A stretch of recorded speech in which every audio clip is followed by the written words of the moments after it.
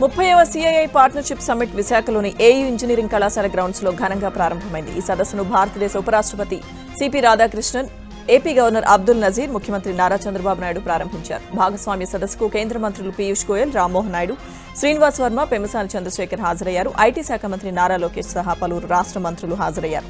ఈ సదస్సులో దేశ విదేశాలకు చెందిన ప్రతినిధులు, ప్రముఖ పారిశ్రామికవేత్తలు, పెట్టుబడిదారులు పాల్గొన్నారు. దేశంలోనే అందమైన నగరంగా విశాఖకు పేరుందని ఏపీ సీఎం చంద్రబాబు అన్నారు. విశాఖలో జరుగుతున్న సిఐఐ భాగస్వామ్య సదస్సులో ఆయన మాట్లాడారు. ఈ సదస్సుకు 72 దేశాల ప్రతినిధులు వచ్చారన్నారు. విశాఖను సురక్షితమైన నగరంగా కేంద్రం ఇటీవల ప్రకటించిందని, దేశానికి గేట్వేల ఆంధ్రప్రదేశ్ మారుతోందని అన్నారు. పెట్టుబడిదారుల లక్ష్యంగా మన రాష్ట్రం ఎదుగుతోందని చెప్పారు. ప్రధాని మోదీ పాలనపై దేశ ప్రజలకు విశ్వాసం ఉందన్నారు. 2047లోగా మన దేశం నంబర్ 1 ఎకానమీ అవుతుందని చెప్పారు. ప్రజలు, వనరులు, సాంకేతికతను సమర్థంగా వాడుకుంటే తిరుగులేదని అన్నారు. ఏపీలో పరిశ్రమలు, ప్రాజెక్టులు ఏర్పాటు చేసే వారికి భూమి కొరత లేదని, వారికి వేగంగా భూములు కేటాయిస్తున్నామని సీఎం చంద్రబాబు నాయుడు అన్నారు. పెట్టుబడులకు అనుకూలమైన 25 పాలసీలు రాష్ట్రంలో అమల్లో ఉన్నాయని వివరించారు. పెట్టుబడులకు అవసరమైన సంస్కరణలు కూడా తెచ్చామన్నారు. పరిశ్రమలకు ఇచ్చే ప్రోత్సాహకాల కోసం ఏపీలో ఎస్క్రో ఖాతా ఏర్పాటు చేస్తామని ప్రకటించారు. సావరిన్ గ్యారంటీని కూడా ఇస్తామని స్పష్టం చేశారు. కేవలం 17 నెలల్లో $20 బిలియన్ పెట్టుబడులు ఏపీకి వచ్చాయని ఉద్ఘాటించారు. ఏపీ యువతకు 20 లక్షల ఉద్యోగాలు కూడా దక్కుతాయని స్పష్టం చేశారు. దేశానికి గ్రోత్ ఇంజిన్ గా ఏపీకి గ్రోత్ కారిడార్ గా విశాఖపట్నం తయారవుతున్నాయని మంత్రి నారా లోకేష్ అన్నారు. విశాఖపట్నంలోని సిఐఐ పెట్టుబడుల సదస్సులో మంత్రి నారా లోకేష్ పాల్గొని ప్రసంగించారు. అమరావతి నిర్మాణం, విశాఖ అభివృద్ధిని ముఖ్యమంత్రి చంద్రబాబు నాయుడు పరుగులు పెట్టిస్తున్నారని ఉద్ఘాటించారు. ఏపీకి వచ్చే పెట్టుబడులకు అనుమతులు, భూములు కేటాయించి త్వరితగతిన ఉత్పత్తి దశకు చేరుకునేలా చేయూత ఇస్తున్నామని స్పష్టం చేశారు. ఏపీలో కేంద్రంలో డబుల్ ఇంజిన్ బుల్లెట్ల ట్రైన్ సర్కార్లు కూడా ఉన్నాయని నొక్కి చెప్పారు. ఇక ఆంధ్రప్రదేశ్లో పెట్టుబడులు పెడితే వాటిని ప్రభుత్వ పెట్టుబడులుగా భావించి వారందరికీ అండగా నిలుస్తున్నామని మాటిచ్చారు. ఇవాళ కేవలం సిఐఐ సమ్మిట్ ను మాత్రమే నిర్వహించడం లేదని, దీని ద్వారా ఓ విజన్ ను తీసుకొస్తున్నామని కేంద్ర మంత్రి రామ్మోహన్ నాయుడు చెప్పారు. కొన్నేళ్ల క్రితం ఎలాంటి దిశానిర్దేశం, విజన్ లేకుండా ఆంధ్రప్రదేశ్ ఇబ్బందులు పడిందని అన్నారు. ఇప్పుడు రాష్ట్రం గురించి ప్రపంచం మొత్తం మాట్లాడుతోందని చెప్పారు. విశాఖపట్నంలో జరుగుతున్న సిఐఐ సదస్సులో రామ్మోహన్ నాయుడు పాల్గొన్నారు. వ్యాపార అనుకూల రాష్ట్రంగా ఏపీ నిలిచిందని ఉపరాష్ట్రపతి సిపి రాధాకృష్ణన్ అన్నారు. రాష్ట్రంలో ప్రశాంతమైన వాతావరణం ఉందని చెప్పారు. విశాఖపట్నంలో నిర్వహించిన సిఐఐ భాగస్వామ్య సదస్సులో ఉపరాష్ట్రపతి మాట్లాడారు. దేశంలో పేదరికం తగ్గించేందుకు కేంద్ర ప్రభుత్వం అనేక చర్యలు చేపడుతోంది అన్నారు. కార్మిక చట్టాలు, పన్నుల్లో కేంద్రం అనేక సంస్కరణలు తీసుకొచ్చిందని చెప్పారు. ఇక మోదీ పాలనలో 11 ఏళ్లుగా దేశం ముందుకెళ్తోందని, సరైన సమయంలో సరైన ఆలోచనే విజయానికి పునాది అని అన్నారు. ఇక రాష్ట్ర విభజన తర్వాత ఏపీ అనేక ఇబ్బందులు ఎదుర్కొందని, సీఎం చంద్రబాబు సారథ్యంలో ఏపీకి అనేక పెట్టుబడులు వచ్చాయని, ఈజ్ ఆఫ్ డూయింగ్ బిజినెస్ తోనే పెట్టుబడులు వస్తాయని ఉపరాష్ట్రపతి సిపి రాధాకృష్ణన్ అన్నారు.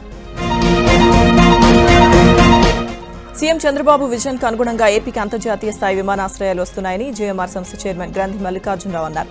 విశాఖలోని సిఐఐ పెట్టుబడుల సదస్సులో పాల్గొన్న మల్లికార్జునరావు భోగాపురం అంతర్జాతీయ విమానాశ్రయ నిర్మాణంలో భాగస్వామి అయినందుకు సంతోషంగా ఉందని తెలిపారు. ఇంటిగ్రేటెడ్ ఏరోస్పేస్ ఎకోసిస్టమ్ను ఆంధ్రప్రదేశ్లో సిద్ధం చేస్తున్నామని వివరించారు. విజనరీ సీఎం చంద్రబాబు ఉన్న ఏపీలో పుట్టిన ప్రతి బిడ్డ అదృష్టవంతుడే అని, వారి భవిష్యత్ అంతా ఉజ్వలమైనదేనని కేంద్ర వాణిజ్య శాఖ మంత్రి పీయూష్ గోయల్ అన్నారు. విశాఖపట్నంలోని సిఐఐ పెట్టుబడుల సదస్సులో పీయూష్ గోయల్ పాల్గొని మాట్లాడారు. ఏపీ అభివృద్ధి గురించి మాత్రమే కాదని, యావత్ భారతదేశం అభివృద్ధి గురించి సీఎం చంద్రబాబు ఆలోచిస్తారని ప్రశంసించారు. గ్లోబల్ ట్రేడ్ గేట్వేగా విశాఖపట్నం నిలుస్తోందని ఉద్ఘాటించారు. స్టీల్ ఉత్పత్తి, ఆక్వా రంగాల్లో ఈ ప్రాంతం ప్రసిద్ధి చెందిందని అభివర్ణించారు. 2047 స్వర్ణాంధ్ర విజన్తో ఏపీ సాంకేతికంగా, ఆర్థికంగా బలోపేతమవుతోందని పీయూష్ గోయల్ చెప్పారు. ప్రపంచవ్యాప్తంగా వాణిజ్యంలో ఎదురవుతున్న సవాళ్లను అధిగమిస్తూ భారత్ ముందుకెళ్తోందని భారత్ బయోటెక్ ఎండీ సుచిత్ర కే ఎల్లా తెలిపారు. ఇక కోవిడ్ లాంటి విపత్తు వచ్చినప్పుడు ప్రపంచానికి వ్యాక్సిన్ అందించగలిగిన దేశంగా భారత్ అవతరించిందని అభివర్ణించారు. గ్రీన్ ఎనర్జీ ఉత్పత్తిలో స్వయం ప్రతిపత్తి సాధించేలా దేశం ముందడుగు వేస్తోందని తెలిపారు. ప్రపంచవ్యాప్తంగా ఏఐ డేటా యుగం నడుస్తోందని Bharat Forge joint MD Amit Kalyan వ్యాఖ్యానించారు. ఇక ఏపీ వృద్ధిలో భారత్ ఫోర్జ్ కూడా భాగస్వామి అవుతోందని వివరించారు. నౌకా నిర్మాణం, పర్యాటక తదితర రంగాల్లో పెట్టుబడులు పెట్టాలని భారత్ ఫోర్జ్ నిర్ణయించిందని వెల్లడించారు. ఇప్పటికే డిఫెన్స్ ఉత్పత్తుల తయారీలో ఏపీతో కలిసి పనిచేస్తున్నామన్నారు. ఎర్రచంద్రం అక్రమ రవాణాపై ఏపీ డిప్యూటీ సీఎం పవన్ తీసుకుంటున్న చర్యలు సత్ఫలితాలు ఇస్తున్నాయి. ఆయన అందిస్తున్న భరోసా ప్రజల్లో చైతన్యం నింపుతోంది. చిత్తూరు జిల్లా అప్పినపల్లిలో ఎర్రచంద్రం దొంగల ఆట కట్టించారు. 10 దొంగలను గ్రామస్తుల సహకారంతో అటవీ అధికారులు స్వాధీనం చేసుకున్నారు.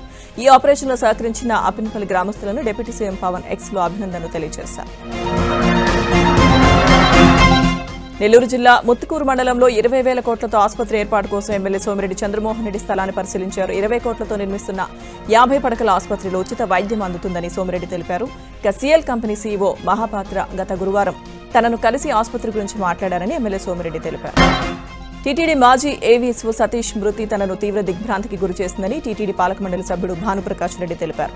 పరకామణి కేసులో సీఐ సతీష్ కీలకమైన వ్యక్తి అని అన్నారు. ఆయన మృతిపై తనకు చాలా అనుమానాలున్నాయన్నారు.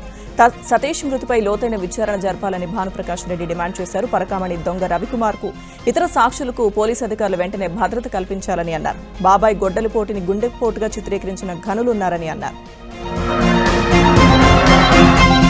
బాపట్ల జిల్లా చీరాల సముద్ర తీర ప్రాంతాల్లో ఎమ్మెల్యే కొండయ్య పర్యటించారు. పలు అభివృద్ధి పనులకు శంకుస్థాపన కార్యక్రమాల్లో ఆయన పాల్గొన్నారు. 2 కోట్ల నిధులతో ప్రభుత్వం పర్యాటకుల కోసం నిర్మిస్తున్న స్నానాల గదులు, వాష్రూమ్స్ నిర్మాణానికి ఎమ్మెల్యే శంకుస్థాపన చేశారు. వాడ్రేవు నుండి పొట్టి సుబ్బయ్యపాలెం వరకు తీర ప్రాంతాలను కలుపుతూ నిర్మించనున్న 4-వే రహదారి పనులను ఎమ్మెల్యే కొండయ్య పరిశీలించారు.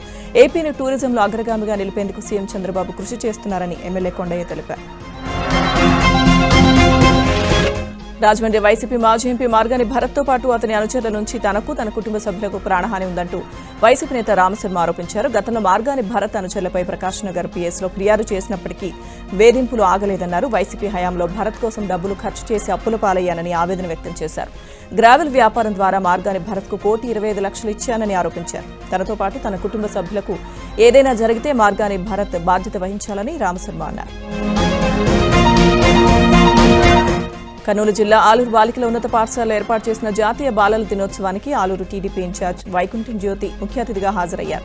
ఉపాధ్యాయులు విద్యార్థులతో కలిసి జవహర్లాల్ నెహ్రూ చిత్రపటానికి పూలమాల వేసి నివాళులర్పించారు. అనంతరం విద్యార్థులు ఆటపాటలతో నృత్యాలు చేశారు. రేపటి తరాన్ని అన్ని విధాలా శక్తివంతంగా, సమర్థవంతంగా తీర్చిదిద్దడం కోసం వారి భవిష్యత్తుకు బంగారు బాటలు వేసేందుకు కూటమి ప్రభుత్వం నిరంతరం కృషి చేస్తుందని అన్నారు. అనంతరం బాగా చదువుతున్న విద్యార్థులకు బహుమతులు అందించారు. మౌజాలకు ఇచ్చిన హామీ ప్రకారం 24 గంటల్లో 90 కోట్లు విడుదల చేసి సీఎం చంద్రబాబు మాట నిలబెట్టుకున్నారని మంత్రి ఫరూక్ అన్నారు. మౌనాల అలాగే మౌజాలకు జగన్ ప్రభుత్వంలో బకాయిలు విడుదల చేయకుండా ఆపేశారని, కానీ చంద్రబాబు చెప్పిన మాట ప్రకారం బకాయిలు విడుదల చేశారని ఈ సందర్భంగా సీఎం చంద్రబాబుకు మౌలానా సంఘం నాయకులు మౌలానా సిద్దిక్ ధన్యవాదాలు తెలిపారు. ఇక చంద్రబాబు నాయుడు ఎప్పుడూ మైనారిటీల పక్షాన ఉంటారని మంత్రి ఫరూక్ అన్నారు. వెంకటగిరి సంస్థాన పెదరాజా వివివిఆర్కే యాచీంద్ర 101వ జయంతి వేడుకలు ఘనంగా జరిగాయి. యువరాజు సర్వజ్ఞ యాచీంద్ర వారి అభిమానులు బ్రిడ్జ్ సెంటర్లో పెద్దరాజా విగ్రహానికి పూలమాలలు వేసి నివాళులర్పించారు. ఈ సందర్భంగా భవిష్యత్తు రాజకీయాలపై సర్వజ్ఞ యాచీంద్ర కీలక వ్యాఖ్యలు చేశారు. తాను వెంకటగిరికి ఎమ్మెల్యే కావాలనేది తమ తాతగారి ఆశ అని చెప్పారు. రాజకీయాల్లో లేకపోయినా వెంకటగిరి అభివృద్ధి, ప్రజల సంక్షేమం కోసం పనిచేస్తామన్నారు. రాజకీయ పరిస్థితులను బట్టి భవిష్యత్తులో వెంకటగిరి ప్రజలకు ఎంత చేయగలమో అంత సేవ చేస్తామని చెప్పారు. జూబ్లీహిల్స్ ఉప ఎన్నికల్లో కాంగ్రెస్ ఘన విజయం సాధించింది. ఆ పార్టీ అభ్యర్థి నవీన్ యాదవ్ జయకేతను ఎగురవేశారు. తన సమీప ప్రత్యర్థి బీఆర్ఎస్ అభ్యర్థి మాగంటి సునీతపై 25,000 ఓట్లకు పైగా మెజారిటీతో ఆయన గెలుపొందారు. ఓట్ల లెక్కింపు తొలి రౌండ్ నుంచి నవీన్ యాదవ్ స్పష్టమైన ఆధిక్యాన్ని ప్రదర్శించారు. రౌండ్కు అది మరింత పెరిగింది. ఏ ఒక్క రౌండ్లోనూ బీఆర్ఎస్ అభ్యర్థి మాగంటి సునీత ఆధిక్యాన్ని దక్కించుకోలేకపోయారు. ఈ గెలుపు రేవంత్ రెడ్డి సర్కార్కు, కాంగ్రెస్ శ్రేణులకు ఎంతో ఉత్సాహాన్నిచ్చింది. జూబ్లీహిల్స్ ఉప ఎన్నికల్లో కాంగ్రెస్ విజయం తమ బాధ్యతను మరింత పెంచిందని ముఖ్యమంత్రి రేవంత్ రెడ్డి అన్నారు. జూబ్లీహిల్స్ అభ్యర్థి నవీన్ యాదవ్ భారీ మెజారిటీతో విజయం సాధించిన సందర్భంగా సీఎం మాట్లాడారు. అసెంబ్లీ ఎన్నికల తర్వాత హైదరాబాద్ ప్రజల్లో కాంగ్రెస్ పై నమ్మకం పెరుగుతోందని అన్నారు. జూబ్లీహిల్స్ లో విజయం అందించిన ప్రజలకు ఈ సందర్భంగా సీఎం ధన్యవాదాలు తెలిపారు. నవీన్ యాదవ్ విజయం కోసం కృషి చేసిన పార్టీ శ్రేణులకు కృతజ్ఞతలు తెలిపారు. అసెంబ్లీ ఎన్నికల్లో హైదరాబాద్ లో కాంగ్రెస్ కు సరైన ఫలితాలు రాలేదని, కాంగ్రెస్ ప్రభుత్వం 2 ఏళ్ల పాలనను ప్రజలు నిశితంగా పరిశీలించి తీర్పు ఇచ్చారని సీఎం రేవంత్ స్పష్టం చేశారు. భారీ మెజారిటీతో గెలిపించిన జూబ్లీహిల్స్ ప్రజలకు కాంగ్రెస్ అభ్యర్థి నవీన్ యాదవ్ ధన్యవాదాలు తెలిపారు. 24,729 ఓట్ల మెజారిటీతో విజయం సాధించిన ఆయనకు రిటర్నింగ్ అధికారి ధృవీకరణ పత్రం అందజేశారు.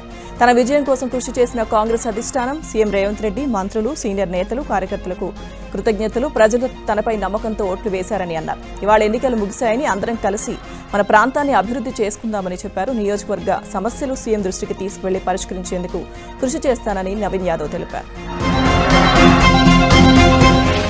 రాజకీయాల్లో గెలుపోటములు సహజమని, కేసీఆర్ మళ్లీ సీఎం అయ్యే వరకు శ్రమిద్దామని బీఆర్ఎస్ వర్కింగ్ ప్రెసిడెంట్ కేటీఆర్ అన్నారు. జూబ్లీహిల్స్ ఉప ఎన్నికల్లో కాంగ్రెస్ పార్టీ అభ్యర్థి నవీన్ యాదవ్ తన సమీప ప్రత్యర్థి బీఆర్ఎస్ అభ్యర్థి మాగంటి సునీతపై 24,729 ఓట్ల ఆధిక్యంతో గెలుపొందారు. ఈ ఉప ఎన్నిక పార్టీకి కొత్త ఉత్సాహాన్ని, బలాన్ని ఇచ్చిందని, రాష్ట్రంలో రాజకీయ ప్రత్యామ్నాయం బీఆర్ఎస్ కు మాత్రమేనని ప్రజలు స్పష్టమైన తీర్పిచ్చారని అన్నారు. ఇకపైన ప్రజా సమస్యలపై తమ పార్టీ పోరాటం కొనసాగుతుందని కేటీఆర్ స్పష్టం చేశారు. జూబ్లీహిల్స్ లో ఇప్పటివరకు బీజేపీ గెలవలేదని కేంద్ర మంత్రి కిషన్ రెడ్డి అన్నారు. కాంగ్రెస్ మజ్లిస్ కలిసి జూబ్లీహిల్స్ లో పోటీ చేశాయన్నారు. ప్రజలు ఇచ్చిన తీర్పును అంగీకరిస్తామన్నారు. ఎన్నికల్లో పూర్తి స్థాయిలో పనిచేశామని చెప్పారు. జీహెచ్ఎంసీ ఎన్నికల్లో మేయర్ పీఠమే లక్ష్యంగా ముందుకెళ్తామని కిషన్ రెడ్డి తెలిపారు. జూబ్లీహిల్స్ ఉప ఎన్నికల్లో విజయం కాంగ్రెస్ ప్రభుత్వానికి రెఫరెండం అని మాజీ మంత్రి కడియం శ్రీహరి అన్నారు. తెలంగాణకు అసలు సిసలైన సీఎం రేవంత్ రెడ్డేనని ప్రజలు తీర్పిచ్చారని అన్నారు. అనవసర ఆరోపణలు రాద్ధాంతాలను ప్రజలు పటాపంచలు చేశారన్నారు. గత ఎన్నికల్లో హైదరాబాద్ లో ఒక్క సీటు కూడా గెలవని కాంగ్రెస్ ఉప ఎన్నికల్లో 2 సీట్లను కైవసం చేసుకుంది అన్నారు. జూబ్లీహిల్స్ ప్రజలు అభివృద్ధికి పట్టం కట్టారని మంత్రి సీతక్క అన్నారు. 3 సార్లు బీఆర్ఎస్ గెలిచిన జూబ్లీహిల్స్ నియోజకవర్గంలోని గల్లీల్లో అభివృద్ధి జరగలేదని అన్నారు. అందుకే ప్రజలు కాంగ్రెస్ కు ఓటు వేశారన్నారు. ఈ ఎన్నికలు రెఫరెండం అన్న కేటీఆర్ సమాధానం చెప్పాలన్నారు. తెలంగాణ ప్రభుత్వం రైతుల సంక్షేమమే ధ్యేయంగా పనిచేస్తుందని మంత్రి తుమ్మల నాగేశ్వరరావు అన్నారు. ఖమ్మం జిల్లా అంజనాపురంలో గోద్రేజ్ కంపెనీ నిర్మిస్తున్న పామాయిల్ ఫ్యాక్టరీ పనులను మంత్రి తుమ్మల, అదనపు కలెక్టర్ శ్రీజ పరిశీలించారు. పామాయిల్ ఫ్యాక్టరీ నిర్మాణ పనులను జనవరి నెలలోగా పూర్తి చేయాలని ఫ్యాక్టరీ యాజమాన్యాన్ని మంత్రి తుమ్మల ఆదేశించారు. ఫ్యాక్టరీ నిర్మాణం పూర్తయ్యే సమయానికి రైతులు పామాయిల్ సాగును పెంచాలని మంత్రి తుమ్మల కోరారు. బీహార్ ప్రజలు అభివృద్ధికి పట్టం కట్టారని కేంద్ర మంత్రి బండి సంజయ్ అన్నారు. తెలంగాణలో రానున్న సాధారణ ఎన్నికల్లో బీజేపీదే అధికారమన్నారు. జూబ్లీహిల్స్ లో ఓట్ చోరీ జరిగిందో లేదో కాంగ్రెస్ స్పష్టం చేయాలన్నారు. స్థానిక సంస్థల్లో తామే విజయం సాధిస్తామన్నారు. బీఆర్ఎస్ ప్రతిపక్ష పార్టీ ఎలా అవుతుందని బండి సంజయ్ ప్రశ్నించారు. ప్రతిపక్ష నేత ఒక్కరోజు కూడా అసెంబ్లీకి రాలేదని, ప్రజల కోసం తామే పోరాడుతున్నామని అన్నారు. జూబ్లీహిల్స్ ఉప ఎన్నికల్లో ప్రజా తీర్పును స్వాగతిస్తున్నట్లు మెదక్ ఎంపీ రఘునందన్ రావు అన్నారు. ఎన్నికల్లో తమ శక్తి మేర పనిచేశామన్నారు. లోటుపాట్లను చర్చించుకుని భవిష్యత్తులో వచ్చే ఎన్నికల్లో గెలిచేందుకు ప్రయత్నిస్తామన్నారు. జూబ్లీహిల్స్ ఓటమికి కిషన్ రెడ్డిదే బాధ్యత అని రాజాసింగ్ అన్నారు. బీహార్లో బీజేపీ గెలుపు, జూబ్లీహిల్స్ లో ఓటమి గురించి తాను ముందే చెప్పానని అన్నారు. బీహార్లో బీజేపీకి బ్రహ్మరథం పట్టిన ప్రజలు జూబ్లీహిల్స్ లో ఎందుకు దూరం పెట్టారో చెప్పాలని బీజేపీ నేతలను ప్రశ్నించారు. జూబ్లీహిల్స్ లో బీఆర్ఎస్ ఓటమి వేళ జాగృతి అధ్యక్షురాలు కవిత చేసిన ట్వీట్ వివాదాస్పదంగా మారింది. కర్మ హిట్స్ బ్యాక్ అంటూ దండం పెట్టే ఎమోజీతో ఆమె ఎక్స్ లో పోస్ట్ పెట్టారు. కవితక్కతో ఏమీ కాదు అని హేళన చేసిన వారికి ఈ ఫలితం చెంపపెట్టు అని ఆమె అభిమానులు కామెంట్స్ చేస్తున్నారు. ఇప్పటికే కవిత బీఆర్ఎస్ నుంచి బయటకు వచ్చి ఆ పార్టీకి వ్యతిరేకంగా ఎప్పటికప్పుడు విమర్శలు చేస్తున్నారు. తాజాగా ఆమె చేసిన ట్వీట్ బీఆర్ఎస్ పార్టీలో చర్చకు దారితీసింది. గత ప్రభుత్వంలో అభివృద్ధి కాగితాలకే పరిమితమైందని, సంవత్సరంలో అభివృద్ధి అంటే ఏంటో చేసి చూపిస్తామని మిర్యాలగూడ ఎమ్మెల్యే వత్తుల లక్ష్మారెడ్డి అన్నారు. నల్గొండ జిల్లా మిర్యాలగూడలోని పలు వార్డులో 70 కోట్ల నిధులతో చేపట్టనున్న అభివృద్ధి పనులకు ఎమ్మెల్యే శంకుస్థాపన చేశారు. గతంలో 10 ఏళ్ల పాటు పదవులు ఏలిన నాయకులు అండర్ గ్రౌండ్ డ్రైనేజ్, సీసీ రోడ్ల నిర్మాణాన్ని అస్తవ్యస్తంగా చేపట్టారని, కాగితాల్లో మాత్రం అభివృద్ధిని ఆకాశానికి చూపించారని ఎమ్మెల్యే ఆరోపించారు. గతంలో జరిగిన తప్పులను గుర్తించి సరిచేసేందుకు తమకు 2 ఏళ్లు పట్టిందన్నారు. ఎట్టకేలకు సీఎంను ఒప్పించి మిర్యాలగూడకు నిధులు శాంక్షన్ చేయించామని తెలిపారు. జూబ్లీహిల్స్ ఉప ఎన్నిక ఫలితాలపై బీజేపీ నేత చికోటి ప్రవీణ్ కీలక వ్యాఖ్యలు చేశారు. జూబ్లీహిల్స్ లో విజయం కాంగ్రెస్ కాదని, ఇది ఎంఐఎం విజయమని అన్నారు. జూబ్లీహిల్స్ లో ఎంఐఎం గూండాలు బెదిరించి ఓట్లు వేసుకున్నారని చికోటి ప్రవీణ్ ఆరోపించారు. బీహార్ ఎన్నికల్లో ఎన్డీఏ కూటమి సత్తా చాటిందని అన్నారు. బీహార్ ప్రజలను చూసి తెలంగాణ ఓటర్లు బుద్ధి తెచ్చుకోవాలని చికోటి ప్రవీణ్ ఆరోపించారు. జూబ్లీహిల్స్ ఉప ఎన్నికల్లో నవీన్ యాదవ్ విజయంతో జిల్లాలో కాంగ్రెస్ శ్రేణులు సంబరాలు చేసుకుంటున్నారు. మహబూబ్ నగర్ జిల్లా దేవరకద్ర నియోజకవర్గంలో కాంగ్రెస్ నాయకులు బాణసంచా కాల్చి స్వీట్లు పంచుకున్నారు. నూత్పూర్లో ఎమ్మెల్యే జి మధుసూదన్ రెడ్డితో ఆధ్వర్యంలో సంబరాలు నిర్వహించారు కాంగ్రెస్ శ్రేణులు. సూర్యాపేట జిల్లా నేరేడుచెర్ల పోలీస్ స్టేషన్ను వార్షిక తనిఖీ సందర్భంగా జిల్లా ఎస్పీ పరిశీలించారు.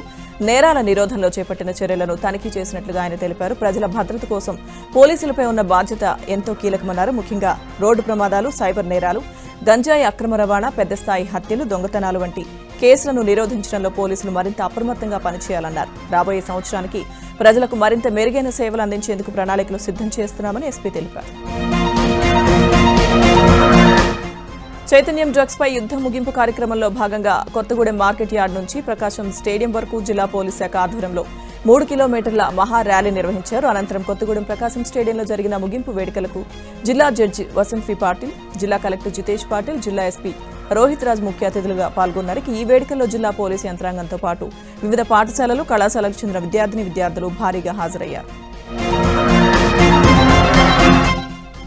బాలల దినోత్సవ వేడుకలు జగిత్యాల జిల్లా మెట్పల్లిలోని విజ్డమ్ పాఠశాలలో అంగరంగ వైభవంగా నిర్వహించారు. 10వ తరగతి చదువుతున్న విద్యార్థులు ఉపాధ్యాయ వేషధారణలో పిల్లలకు పాఠాలు బోధించారు. అనంతరం బాలల దినోత్సవాన్ని పురస్కరించుకుని పాఠశాలలో పలు సాంస్కృతిక కార్యక్రమాలు ఏర్పాటు చేశారు. దేశభక్తి గేయాలతో చిన్నారులు చేసిన నృత్యాలు ఎంతగానో ఆకట్టుకున్నాయి. ప్రతి ఒక్కరిలో దేశభక్తి నింపే విధంగా విద్యార్థులు చేసిన పలు రకాల స్కిట్లు అందరినీ అలరించాయి. అనంతరం ఉపాధ్యాయులతో పాటు పాఠశాలలో పనిచేస్తున్న ప్రతి ఒక్కరిని కరెస్పాండెంట్ రామారావు శాలువాలతో సత్కరించారు. మొక్కజొన్న రైతుల పరిస్థితి ముందు నుయ్యి వెనుక గొయ్యి అన్నట్టుగా మారింది. ఆరుగాలం శ్రమించి పండించిన పంటను అమ్ముకోవాలంటే కొంతకాలం కొనుగోళ్ల సమస్య, ఇప్పుడు సౌకర్యాలు, లారీల కొరత రైతన్నల పాలిట శాపంగా మారింది. మొక్కజొన్న కొనుగోలు కేంద్రాల్లో సౌకర్యాల కొరత రైతులను వేధిస్తోంది. దుబ్బాక నియోజకవర్గంలో మిరుదొడ్డి, తోగుట తప్ప మిగతా ప్రాంతాల్లో కొనుగోలు కేంద్రాలు లేకపోవడంతో దుబ్బాక మండల మొక్కజొన్న రైతులంతా మిరుదొడ్డి మండలానికి వెళ్తున్నారు. ఉన్నతాధికారులు స్పందించి మొక్కజొన్న కొనుగోలు కేంద్రానికి లారీల కొరత లేకుండా చూడాలని అన్నదాతలు కోరుతున్నారు. విద్యార్థులకు విద్యాబుద్ధులు నేర్పాల్సిన ఉపాధ్యాయుడు సభ్యత మరచి విద్యార్థుల పట్ల అసభ్యంగా ప్రవర్తించిన ఘటన మహబూబాబాద్ జిల్లా కేంద్రంలోని కంకర్బోర్డ్ జిల్లా పరిషత్ ఉన్నత పాఠశాలలో జరిగింది. సోషల్ బోధించే ఉపాధ్యాయుడు రవిపై చర్యలు తీసుకోవాలని ప్రధాన ఉపాధ్యాయుడి కార్యాలయం ఎదుట విద్యార్థుల తల్లిదండ్రులు ఆందోళన నిర్వహించారు. ఉపాధ్యాయుడికి వ్యతిరేక నినాదాలతో పాఠశాల ప్రాంతాన్ని విద్యార్థులు హోరెత్తించారు. విషయం తెలుసుకున్న ఉన్నతాధికారులు విద్యార్థినులను విచారించి వివరాలు నమోదు చేసి విచారణ చేపట్టారు. ఉపాధ్యాయుడు రవిపై చర్యలు తీసుకుంటామని హామీ ఇచ్చి ఆందోళన విరమింపు చేశారు. కర్నూలు జిల్లా ఆదోనిలో ఏర్పాటు చేసిన సీసీఐ పత్తి కొనుగోలు కేంద్రంలో నిర్వాహకులు అక్రమాలకు తెరతీశారు.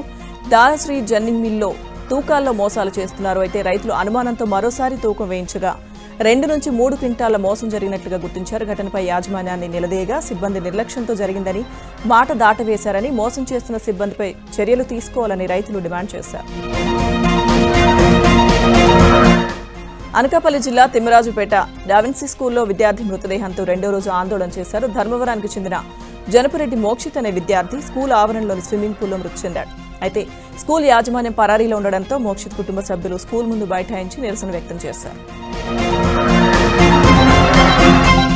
గుంతకల్లు రైల్వే ఎస్ఐ సతీష్ కుమార్ అనుమానాస్పద స్థితిలో మృతి చెందాడు. టీటీడీ పరకామణి కేసు విచారణలో సతీష్ కుమార్ కీలకంగా ఉన్నారు. గతంలో లోక్ అదాలత్లో టీటీడీ తరపున రైల్వే ఎస్ఐ సతీష్ కుమార్ వెళ్లారు. కాగా ఇటీవల సిఐడి సిట్ విచారణలో సతీష్ కుమార్ కీలక విషయాలు వెల్లడించారు. ఈ క్రమంలో రైల్వే ట్రాక్పై సతీష్ కుమార్ అనుమానాస్పదంగా మృతి చెందడం పలు అనుమానాలకు తావిస్తోంది.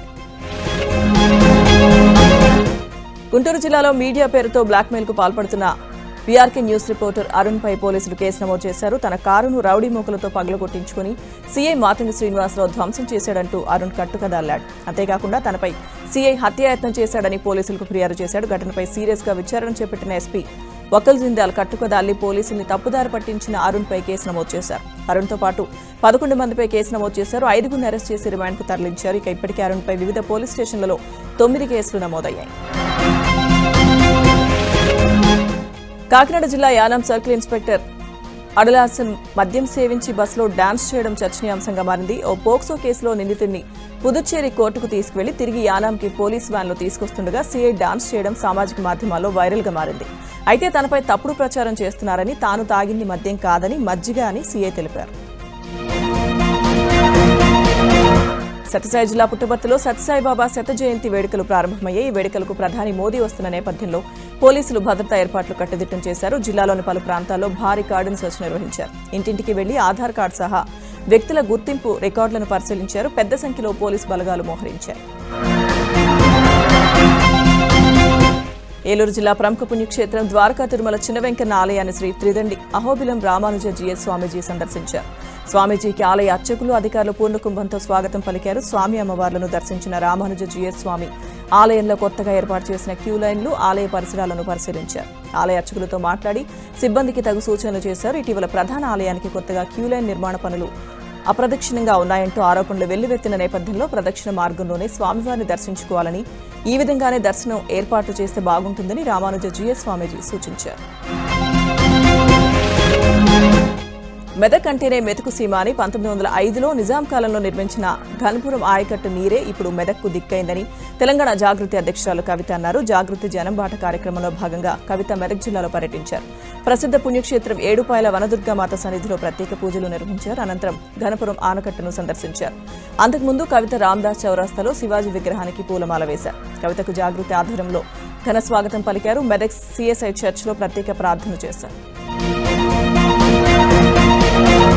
హైదరాబాద్ బొల్లారం పోలీసులు కేసును 2 గంటల్లోనే ఛేదించారు. శంషాబాద్ విమానాశ్రయం నుండి బొల్లారం వరకు క్యాబ్లో ప్రయాణించిన వ్యక్తి పోగొట్టుకున్న బంగారం ఉన్న బ్యాగ్ను సకాలంలో బాధితుడికి అందజేశారు. బొల్లారంకు చెందిన ఫణి శంషాబాద్ ఎయిర్పోర్ట్ నుంచి ఇంటికి వెళ్లేందుకు ఓ ప్రైవేట్ క్యాబ్ బుక్ చేసుకున్నాడు.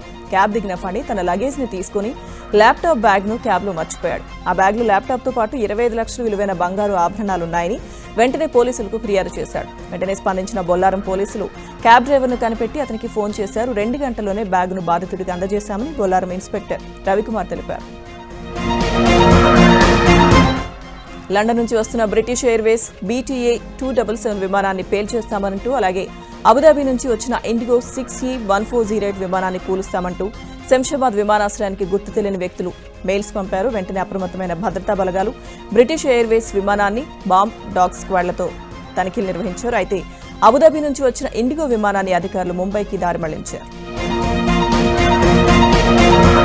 మేడ్చల్ సబ్ రిజిస్ట్రార్ కార్యాలయంలో ఏసీబీ అధికారులు ఆకస్మిక తనిఖీలు నిర్వహించారు. హైదరాబాద్ రేంజ్ ఏసీబీ అధికారులు మేడ్చల్ సబ్ రిజిస్ట్రార్ కార్యాలయాన్ని తమ స్వాధీనంలోకి తీసుకుని సోదాలు నిర్వహించారు. పక్కా సమాచారంతోనే ఏసీబీ అధికారులు దాడులు నిర్వహిస్తున్నట్లు సమాచారం. మంచిర్యాల సబ్ రిజిస్ట్రార్ కార్యాలయంలో ఏసీబీ అధికారులు సోదాలు కలకలం రేపాయి. ఆఫీసులోని రికార్డులతో పాటు రిజిస్ట్రేషన్ల వివరాలపై జల్లెడ పడ్డారు. అధికారులు సిబ్బందిని విచారించడంతో పాటు వివరాలు సేకరించారు. కొంతకాలంగా సబ్ రిజిస్ట్రార్ కార్యాలయంలో లేఅవుట్ ప్లాట్లకు సంబంధించి డాక్యుమెంట్స్ లేని ఎల్ఆర్ఎస్ రిజిస్ట్రేషన్లు జరుగుతున్నాయంటూ ఫిర్యాదులు వచ్చాయన్నారు. ఇక డాక్యుమెంట్స్ లేని ఎల్ఆర్ఎస్ లేఅవుట్ ప్లాట్లకు సంబంధించిన డాక్యుమెంట్లను పరిశీలించారు. ఎన్టీఆర్ జిల్లా నందిగామలో దొంగలు రెచ్చిపోయారు. స్థానిక దేవాలయంలో హుండీ పగలగొట్టి దోపిడీకి తెగబడ్డారు. దేవాలయ గేట్లు తాళాలు పగలగొట్టి లోపలికి చొరబడిన దొంగలు హుండీని ధ్వంసం చేసి 30,000 ఎత్తుకెళ్లారు. దోపిడీకి పాల్పడిన దృశ్యాలు సీసీటీవీలో రికార్డ్ అయ్యాయి. సమాచారం తెలుసుకున్న పోలీసులు సంఘటనా స్థలానికి చేరుకుని సీసీ ఫుటేజ్ ఆధారంగా దర్యాప్తు చేశారు.